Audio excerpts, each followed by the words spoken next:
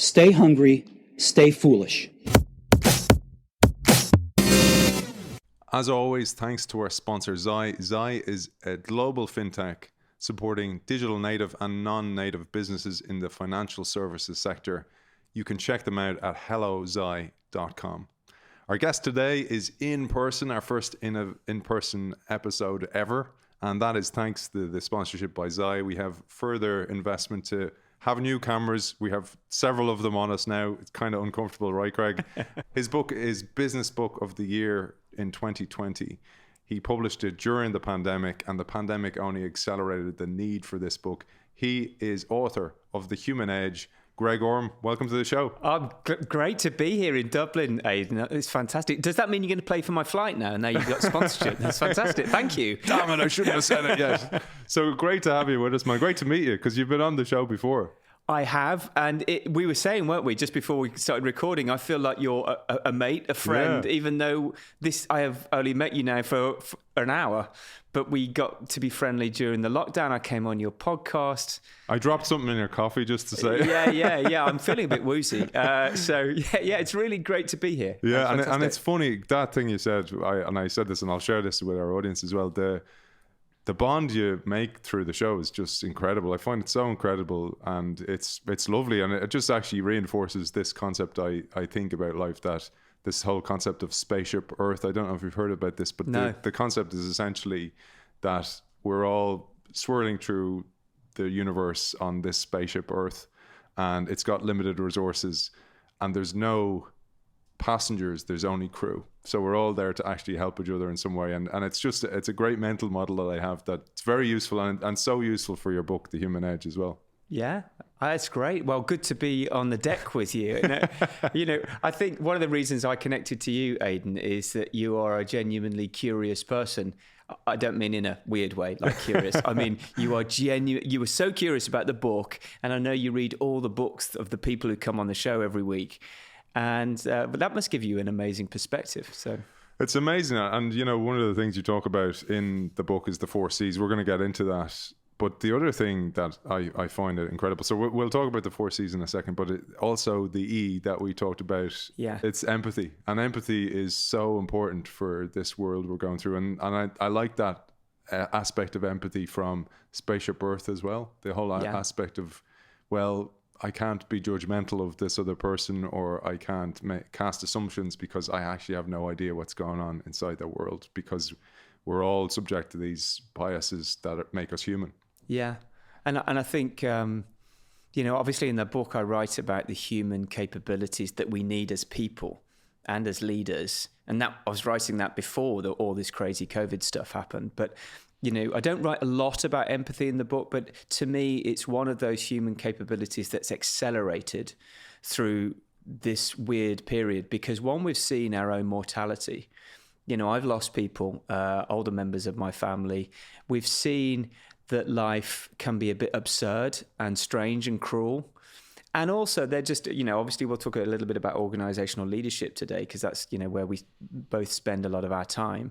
I think because we're in a remote world now, and I think, I'm afraid to say Zoom calls aren't going anywhere. We're going to have a hybrid world. And also we've got this interesting diversity and inclusion agenda that's also been accelerated, as well as technology. I think that idea of walking in somebody else's emotional shoes, that ability to do that's become more important for people in organizations. It sure is, and we'll talk about that, because you talk about that in your work and your workshops as well, about, and we're going to talk about this today.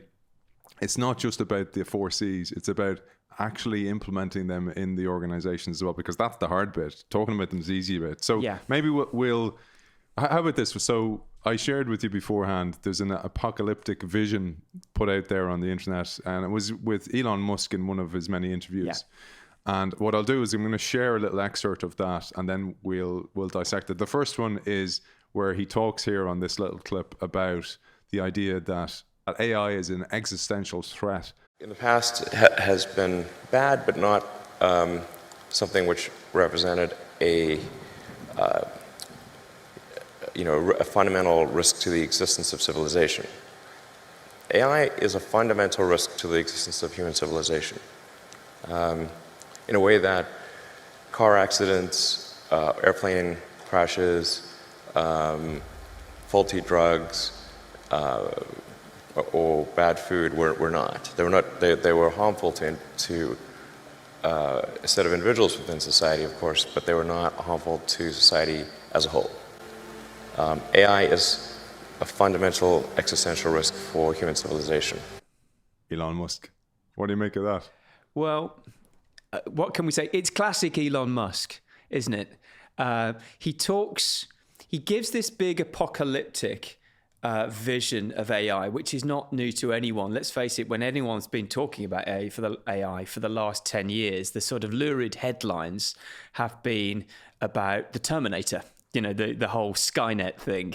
But then his argument then goes into electric vehicles and autonomous driving in the next 10 years, 20 years, which I agree with, but one doesn't equal the other. That's where I take issue with Elon there. Yeah, and it's why I wore my pin here. The pins I wear for the show. So this one is Robert Patrick in Terminator 2, where he gets shot in the eye and he comes back into his form again. So that's why I wore that. I was like going, the human edge, where can I go with this? I was like, I don't have any pins of humans. I'll use this one. Thank God I can use it eventually. It works with Elon's argument. I mean, what do you think of what he said? I think, because actually what I'll do is I'll play his next clip, because I think it ties in nicely to this clip, which is where he talks about regulation. So roll it there and we'll dissect it in a second. AI is a rare case where I think we need to be proactive in regulation instead of reactive. Because I think by the time we are reactive in AI regulation, it's too late. And normally the way regulations are set up is that a whole bunch of bad things happen, there's a public outcry, and then after many years, a regulatory agency is set up to regulate that industry. And there's a bunch of opposition from companies who don't like being told what to do by regulators. Anyway, it takes forever. There's a role for regulators. That's very important. And I'm against overregulation for sure. But man, I think we better get on that with AI. In that clip, he talks about regulation, and that's where I think it's important, because it's not that I don't have faith in governments, but the people who know most about this aren't working for the governments. They're working for the companies who are competing with each other to try and get to the top with AI because of it's such a competitive advantage. That's the problem for me, is that we don't have these people working in governments foreseeing that the problems that are inevitably going to happen. So that's where I feel we're at a weakness. Yeah. I mean, full disclosure, I'm not an engineer or a roboticist. Well, I am, Greg. Are you? Yeah. You were keeping that pretty secret. But I am someone who studied AI in terms of how it impacts the human being and the leader. And so my take on it is Elon Musk's vision in the first instance of the apocalypse, of the singularity, when AI is so powerful, all pervasive on all these servers across Silicon Valley, and suddenly gets consciousness and decides it's more important than we are. Well, I think that's a very long time away. I think they actually asked all the AI experts, I seem to remember from my book, which I wrote a long time ago, and it was something like 50 years away. So that may happen. I'm not sure about that. But sort of stepping back, I do agree there should be regulation, because one of the reasons there's a lot of excitement about AI is because it's a technology with enormous power. And whenever you've got anything with enormous power, it's got enormous capabilities for good, and also it's pretty scary. So we definitely need regulation. But stepping back from that in terms of how it affects us as human beings, this is my take on it, that yes, in the next 5 to 10 years, if you can replicate all the keystrokes and processes in any job, it will be fully automated by AI. I mean, for the first time in history, machines are coming for white-collar jobs. They've obviously long taken human labor out of the process. If you go back to the first industrial revolution, it was steam power that took arms and legs, and now parts of our brain are being sliced away by machines. And so if you are in those jobs, such as being a long-haul lorry driver, or a taxi driver, or an assistant, an executive assistant, you should probably watch out. But the reality is, for the rest of us in more complex jobs, actually, it'll be small parts of our jobs, the repetitious parts of our jobs, that will be cheese sliced away. And that leaves a space for us as human beings to actually excel. What I really love about this debate is it was put very nicely by a roboticist called Hans Moravec. And I don't know if you've heard of him, Aidan. He talks about, if you think about human skills as a geography with the mountain peaks and then the valleys have been filling up with AI water for years. You know, it took calculation, it took playing chess. And the reality is, those things, anyone who can do that to a high level, Garry Kasparov, or those black women who actually wrote the calculations that sent men to the moon in 1960, we should hold those human beings in awe. But the reality is that's very easy for a machine. And we should be heading to the mountaintops for the things that's very difficult for machines. Whatever Elon says, it's difficult for a machine to just go and pick your lunch from a breakfast counter, return to the table, read the expression of someone opposite you, try and empathize with them, have passion about your work, have a sense of humor, collate ideas across boundaries and connect the dots. Those are the things that we are brilliant at, and we have got a huge advantage. I wrote recently about this idea that we have at home an iRobot, you know, the Roomba vacuum cleaner. And I remember when it came out, because one of my jobs on a Saturday was to vacuum the house. And when it first came out, it was great. But I was like kind of going, it's a bit animosity towards it. I was like kind of going, I still do a better job than this damn Roomba, right? But what I thought was really interesting was, if you put something in a Roomba's way, it has to remap the territory, right? And I use that as a mental model to go, well, actually, in an age of AI, we have to remap the mental map, the mental territory. And I thought that was a nice way to think about your book, because it's a way we need to remap the mental model for a new age where jobs are getting cheese sliced away, where we need to lean into what makes us more human. Because really, and the term computers actually, as you know, refer to people before, who were number crunchers, essentially. Right. So we need to be less computer-like and more human-like, which is where a nice segue for the 4 C's comes in. Yeah, absolutely. Don't fight a battle you're going to lose. Differentiate with the skills that, you know, I gave, the reason I'm over here, and this reason Aidan doesn't have to pay for my flight, is I was giving a keynote yesterday and talking about empathy. That's Christmas presents for the kids. I was talking about leadership capabilities of curiosity and creativity and empathy. And if I tried that 20 years ago at a leadership conference, I'd have been run out of town. But the reality is, all the statistics show that's what's been valued by organizations. That's what's been valued by CEOs. The territory has indeed been remapped. I love that. That's great. And that's difficult, because one of the things I thought we'd do, because if you haven't heard, Greg and I did an episode probably about a year ago now, Greg, and it was remote, it was on Zoom. And in there we talk deeply about the book. And I wanted to build on that, because these 4 C's are extremely important for all of us in this age of change, this new industrial revolution, if you want to call that, or technological or mental revolution. But I wanted to talk about each of those individually. So how about this way we go systematically, take the C and then go, well, how do I actually bring that into my organization? And then, as you do in the book, you give loads of little tips and tricks and exercises that we can each of us do. We can take one exercise that we can do in an organization to build that muscle. Yeah, that sounds great. And I'm now worrying, because computers also have excellent memories. And even when you know this, Aidan, even when you've written your own book, you're thinking, can I remember all that stuff? Well, what I'm going to do is I'm going to show on the screen here as well, to help our audience as well, the 4 C's. So they are consciousness, creativity, collaboration, and curiosity. So I'll finish with curiosity, because that for me, as you said, drives me for the show all the time. So consciousness is number 1. Yeah. Okay. So for obviously, when you're writing a book, you try and match 4 C's. And under each of those C's in the book, there are two what I call dance steps. And the reason I call them dance steps is like if you learn a dance, you can then learn one dance step, you can put it in any order with other dance steps and make it your own. So you haven't seen me dance, man. I haven't not seen pretty. I'm looking forward the to that. Roomba is better. That'd be pretty awesome. So the dance steps that sit under consciousness are focus, the ability to find time and space, ironically, in a digitally distracted world where we're being digitally distracted every day by AI-enabled social media, amongst other things, which is slightly strange, isn't it? That you have to differentiate from machines, you occasionally need to disconnect from them. And the other one, which I talk a lot about, not surprisingly with leaders and teams, is the idea of purpose, our why.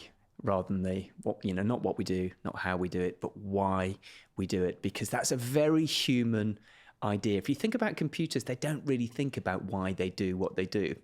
It's important to us and very powerful. Before I talk about exactly how you do it, it's important to realize what it does to you. If you have a clear why of why you work, for example, we've long known it's been hugely psychologically motivating. And, we all know that the top sports people, the top business people, the top entrepreneurs understand the why. But we now know it's kind of deep in our human brain. It's in your brain, there's a thing called the seeking system, that when you understand your why, it emits a neurotransmitter called dopamine that is the one that gets you going. It gets you up in the morning. So to be able to turn that on, you can become your own drug dealer. And unlike most drug dealers, you're encouraging yourself to get off the settee rather than lie there. So that's everything for teams and leaders. That motivation to have the courage, to have the idea that you've got to step forward. So there's lots of different ways to get that into your life. I think firstly, it's an inside out trait. I think if you're talking about a why, purpose to other people, it's a good idea to have a think about your own. So literally, I'd advise anyone listening to spend 10 minutes and try and approach that question. It's difficult for people. We spoke beforehand. We had a coffee with a lovely coffee across the road beforehand. And one of the things we're talking about was the other things we do, exec coaching being one of those things. But one of the things I find so interesting is I had a guy on the show before, a guy called Manfred Ketz de Vries. Brilliant name. He is one of the leading leaders in the world on executive coaching, coaches CEO. One of his books called The CEO Whisperer. But when I was talking to him, I was saying that one of the things I find most difficulty with my coachees is they just want a to-do list. So they want to tell me what to do. And I'm going, well, before you even write your to-do list, you have to have a to-be list. What do you want to be? What's your vision of yourself? What's your why? What's your purpose? Because that dictates your to-do list. Yeah. And it's beautifully put, and that's so true. And to think about it in terms of coaching someone, obviously we're all trying to coach ourselves on an amateur basis all the time. And the tendency to go to the list of actions and not understand the bigger picture of how, a why is not only motivational, it's been called a North Star. It's what you follow. My friend Brian Bacon at Oxford Leadership calls it the kebab stick. The kebab stick goes through all the bits of your life and tries to pull it together. So trying to get that first. And then, so I think the question we're getting at here is how do you get it into a team, right? So I think one thing I talk to leaders about is telling stories that really bring the emotional part of it, because it's an emotional concept. It's rational, but it's also emotional about why I do what I do. So my why, and I never come out with it the same way, but it's really, I know I'm in purpose mode when I'm helping other people to learn and to grow. That is what really turns me on. So if you've got a company that's producing a product and has a strategy, telling stories about what that does is proven actually to really bring out that sense of connection. And I'll tell you a story. I was working with a senior executive for an automotive company that made the safety products in the company. And I asked them this question: how do you get the why out to your team.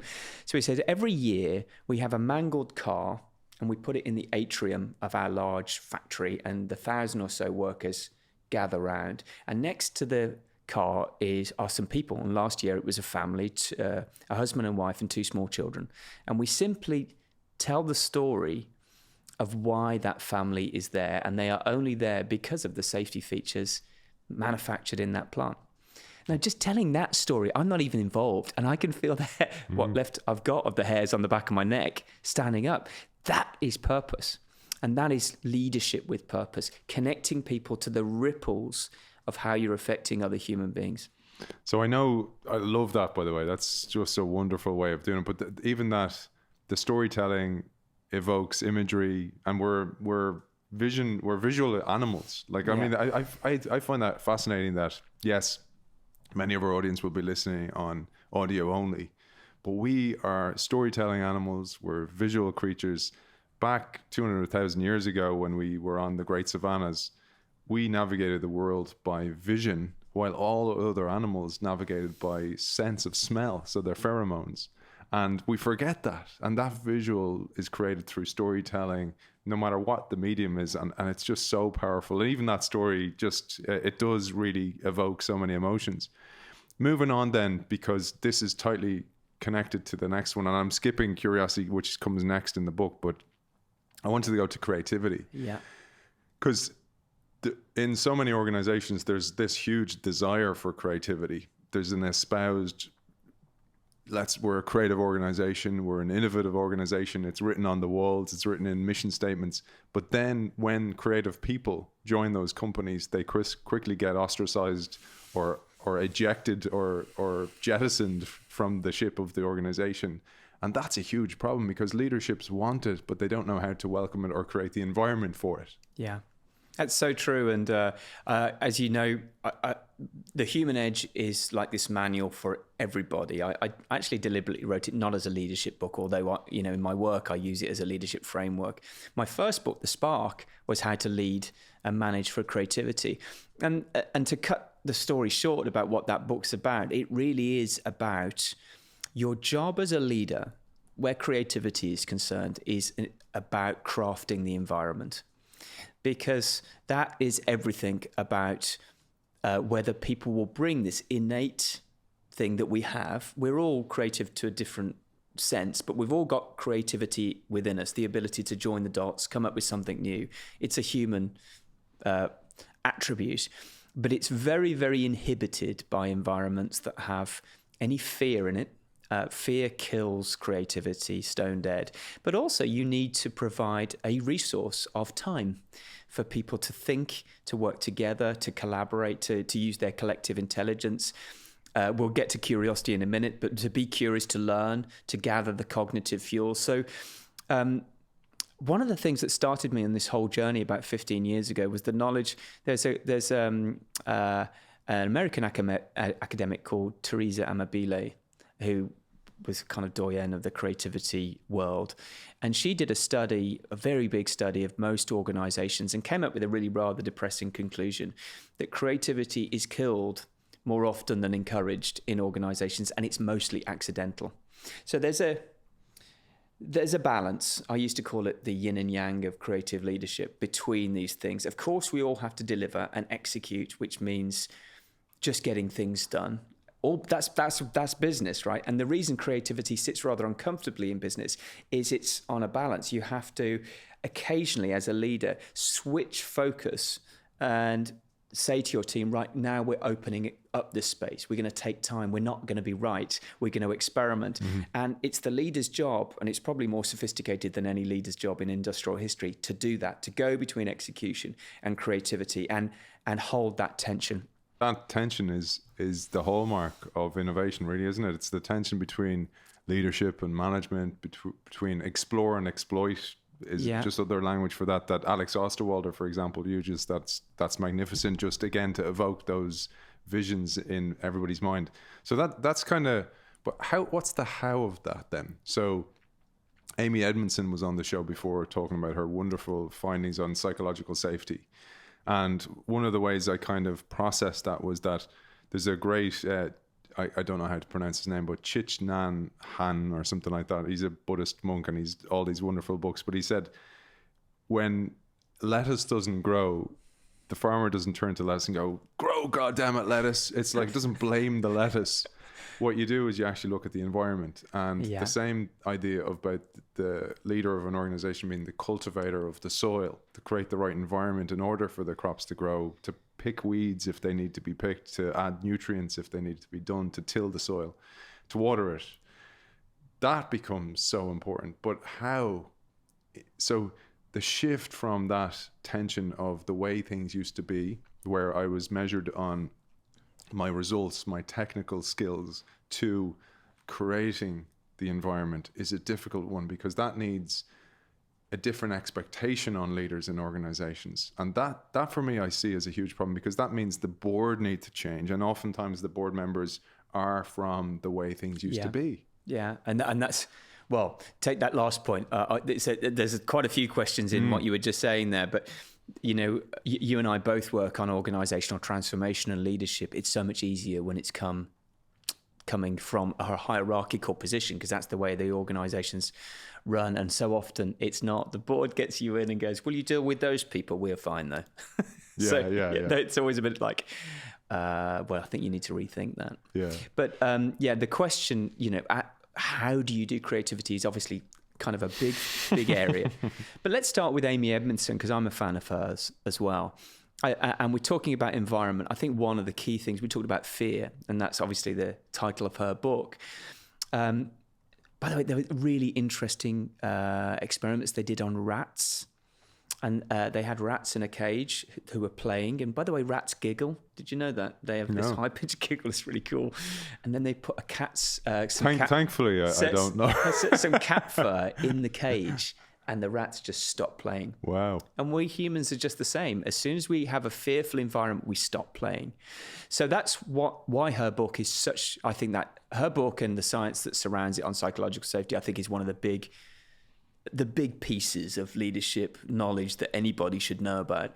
And the first thing you need to know is, what does that mean? What does psychological safety mean? It means that you and I feel safe to take an interpersonal risk, which means if you're my boss, Aidan, I'm free to say, I've got an idea, or I'm not sure we're doing this right, Aidan, or I think we just made a mistake. Can we learn from that? So many organizations don't have that. And that's the first step to having interesting conversations where you can play with ideas and actually clash and disagree agreeably. That is absolutely the leader's job, to craft that environment. So how does the leader do that? I think they need to start embodying a certain amount of humility and vulnerability and an acknowledgement that things don't always work out. They need to give people the time and space to do that. And perhaps one really practical thing that I always say to people is ask more questions, and better and open questions, because it sends a really powerful signal. If the leader is asking the group of people genuinely, by the way, authentic questions that they really are curious about the answers to, because it's sort of saying, one, I can't predict the future. Two, I'm not the smartest person in the room. And three, maybe the answer is out there in this room or the people we know. So just to be clear about what I mean about what's a good question, I mean open questions, not closed questions. So closed questions lead to a yes or no answer. They're sort of what prosecution lawyers use in court. Open questions are like that lead to an open creative conversation, such as, why do we do it this way? How might we try another way? Have you seen what our customers were saying? You know, those kind of questions are so often missing in leadership. And that is a key way, as well as the psychological safety, to start creating that environment where people step in and start using their innate creativity. And that goes back to measurement of leadership, because many leaders believe they need to be the ones with the answers. And for them to let go of that and go, I don't need to have all the answers, but I need to actually have the people who have the answers, is a big shift for many leaders, because they feel they have to do it. And there's this kind of delegation of that skill, or the need to have all the answers all the time. That's really important. I wanted to share one thing with you. I don't know if you know this. We had Daniel Amen on the show before, brilliant guy on the brain. He's written many books on change your brain, change your life, etc. But he shared a piece about rats and fear, where the question is your fear your fear? So is it actually yours, or did you inherit that fear? So what they did was they took, I think it was rats or mice, and they had them in a cage, and they released the smell of cherry blossom into the cage, and then they gave the rats or the mice a mild shock, electric shock, right? And they had little brain scanners on them.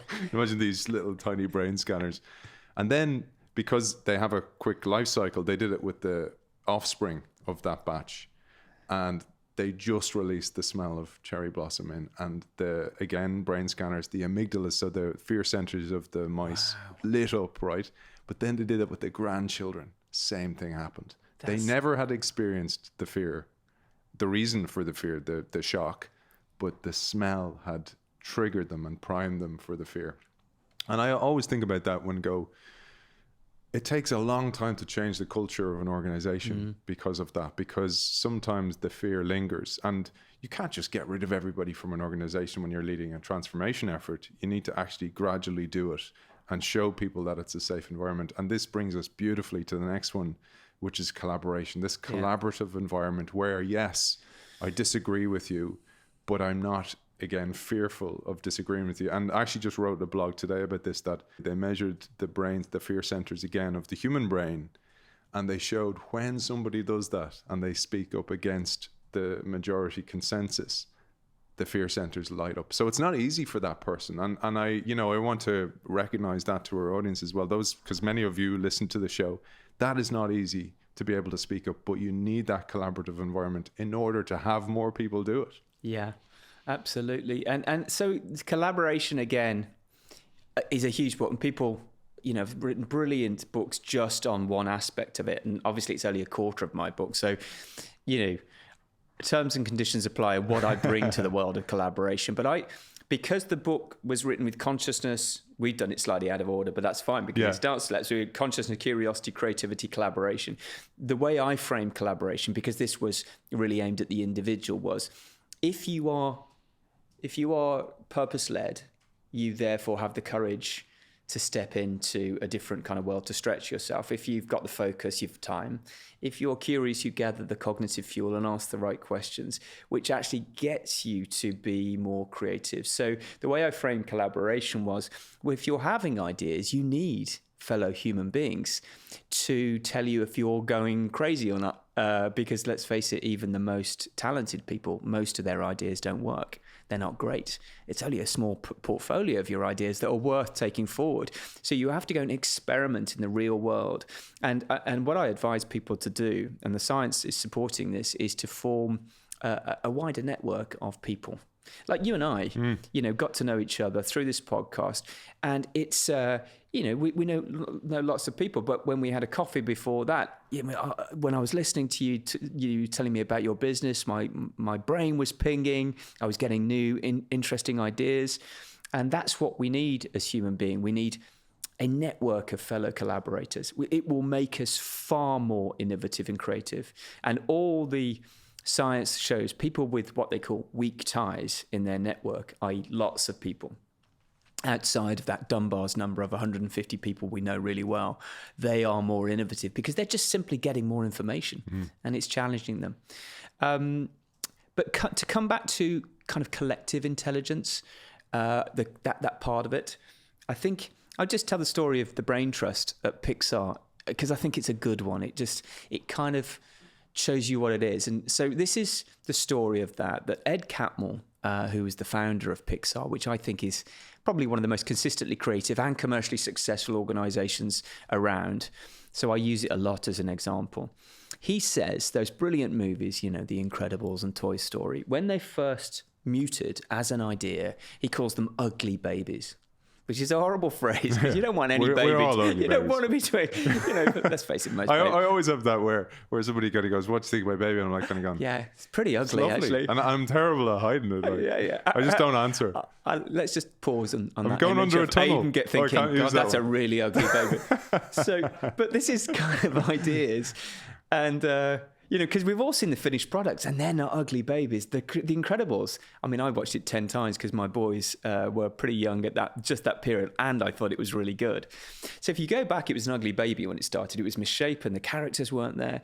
And I think that's really inspiring, because if Ed Catmull and those incredibly talented people at Pixar are having ugly babies, and they're the good ideas, the rest didn't even make it to ugly baby phase, and then they become better. I think that encourages all of us to try and work on ideas and incrementally improve them. But it's the crucible in which they do this that's interesting. They call it the brain trust, and this is something that people can apply to their own life and also to their organization. And they take this idea into the brain trust and out. And the people on the brain trust, I think it's about 15 people or so, they're picked not just because they're like brilliant directors or technically brilliant. They're picked because they're also empathetic. They can also help someone develop without crushing them. Without going saying, that baby is so ugly, you should go and like jump off a cliff. The people leave the room with new ideas, and they have a psychologically safe discussion. And that's how they develop their ideas and come up with these incredible products. They're humble at the start, and they all come together. And I love that. I think that's just a great thing that we can all replicate. I love that. And one of my, I suppose, heroes in innovation is Buckminster Fuller, and he has a beautiful quote.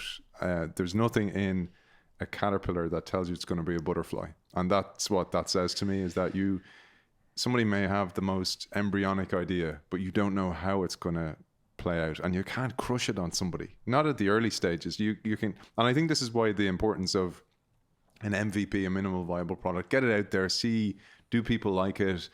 Can I play with it, etc. I mean, this episode is an MVP in a way. It's, hopefully not an ugly baby. It's definitely a caterpillar, because, again, and this is thanks to Zai, I'm able to actually play with it and go, how can we actually build this and grow it differently? And by the way, to you, the listener, as well, please do give us feedback, what you think, how I can improve the show, as always, but also how did this episode land for you as well? So give us a shout on the innovationshow.io and the innovationshow.io newsletter. Don't just say get another guest. That's just rude. So let's bring it back to curiosity. You mentioned that, it was one of the things that drives you. Certainly, absolutely drive me. I can't, like, when somebody mentions something else in the book, when this is the problem for me, I'll read it and then there'll be a reference to this other book, and I'll go down the rabbit hole, find that book, and then I'll buy that, and I'll just have this network of books as a result. And I'm so grateful for whatever in my life happened to create that curiosity. But it is so important, because I thought about this from several ways. You mentioned Pixar, and associate for me is Steve Jobs. And one of the things he said that is so valuable, like him or love him, is that you have to like the thing you're pursuing in life, because that will help you persevere all the crap you need to. I always think of that image of Shawshank Redemption, all those tunnels of crap that you have to get through in order to get to your vision, because you will inevitably encounter those things. But one of the other things that drives you, so it's like this magnetic force of the vision that you have, and that goes back to the storytelling you talked about at the start, the why, the purpose, the North Star. But then there's the curiosity as well, to actually go and investigate different parts and kind of and ask yourself, back to what you said about the leadership, bringing in positive questioning into an organization becomes so important. I think, we're seeing it across the board. You and I are lucky enough to see kind of the sort of RFPs that come out of companies now, requesting, leadership support. Curiosity is just in all of them. And for good reason, because it is the prelude to creativity, team and individual creativity. Team and individual creativity is the prelude to innovation. Innovation is the prelude to next year's revenues. So that's the obvious connection. And there's so much to say about curiosity from an individual perspective as well. And if anyone's out there, one of the things that I wrote about curiosity before creativity, we all would like to feel that we can be a bit more creative. But it's a bit like happiness. Don't aim directly at it. Try and go on a circuitous route. And the best place to start, I think, is curiosity. Because if you can get in there, that's when you are learning. new things. And the important thing, I don't know, have you ever noticed this, Aidan? When you buy a new car or get something new, like for example, I just bought a new Labrador. It's my third Labrador in my life. I saw it on our call, our prep call. Beautiful dog. And suddenly I'm seeing black Labradors everywhere when I'm walking around. Now, I wasn't before. There's not more black Labradors in the world. Just my reticular activating system in my brain has been turned on. Suddenly there's a whole new part of the world, in this case, black Labradors, that's available to me. That happens to all of us with new shoes and new cars. And so that's because curiosity is on a kind of an inverted U shape. When you don't know anything about a subject, you're not interested in it. You learn a little bit about it and it starts to pull you in because you start to see it everywhere. And all creativity, 99% of creativity is when an idea jumps the fence. So the way that U-shaped curve works is really interesting when it comes to innovation. Did you know why we've got all those crazy fonts? You know, when you go onto a computer, like you've got the huge drop-down list of Calibri and Times New Roman, and that came up from, you mentioned Steve Jobs. That came from Steve Jobs' curiosity, because when he dropped out of college, he went back and sat in the back of a calligraphy course, and which is the art of handwriting. And from then on, he became a bit of a font nerd for the rest of his life. He just likes fonts. So when the Mac came around, he wanted the word processor on the Mac to have all the best fonts. So that's calligraphy. Sorry, but I'm just thinking speed dating, and it's like going, so hi, I'm Steve. Yeah. What do you like to do, Steve? I love fonts. And you're next. Sorry, the James Bond thing where you drop into the sharks. But you might find the right woman who's like, oh my God, I've been waiting for that all my life, Steve. The music starts what do you like best, Ariel? Okay, so sorry. So no, I just think that's really cool because it's just a very small innovation, but it's the reason why we've got that in the world. I'm not sure how massively useful that is, but it's an example of curiosity that roamed widely and allowed calligraphy to jump the fence into computing. And that's, what if we want new things in our life, that's what we need to do. So that brings us now to empathy. And I was telling you about Elliot Aronson. Like, I'm an Elliot Aronson fanboy now. 19-year-old man, had him on the show last week. Just his writing is so beautiful. But he talked at the end of the show about this invention he had called the Jigsaw School. So he brought in the idea of the Jigsaw School, and it brings so many of the elements you talked about today together. The idea was that if you think about a classroom in the period of time that he brought in this very segregated America, the Brown versus the Board of Education passing had just happened, so blacks were able to mix with whites in schools again, but there was fist fights in the classrooms in Texas, for example. Very segregated society. So he's like, we have to do something. So he took it upon himself, him and his research team. And they brought in this idea where there was teams of 5 within a classroom, because what he saw was everybody competed. So this idea where the teacher asks a question and you and I both know the answer. It's like, oh, and you're holding the hand up, right? So instead of that competition, what the teacher would do was assign us a certain part of the jigsaw to work on. And then we worked as a team, as a collaborative team. And then for me to get 100%, I needed everybody else on my team to perform well. So instead of actually becoming competitive, it became collaborative. And if Greg was struggling on his piece, I would help him instead of compete with him. And what it did was it drew out the humanity, the spaceship Earth of everybody, the whole idea that we're all in this together. But then on top of that, the knock-on effect was, that's where it started. And this is so, I think it's so important for the workplace. It started there and then it trickled into life. So out in the playground, these kids started to mix together. They started to collaborate together, and it was just wonderful.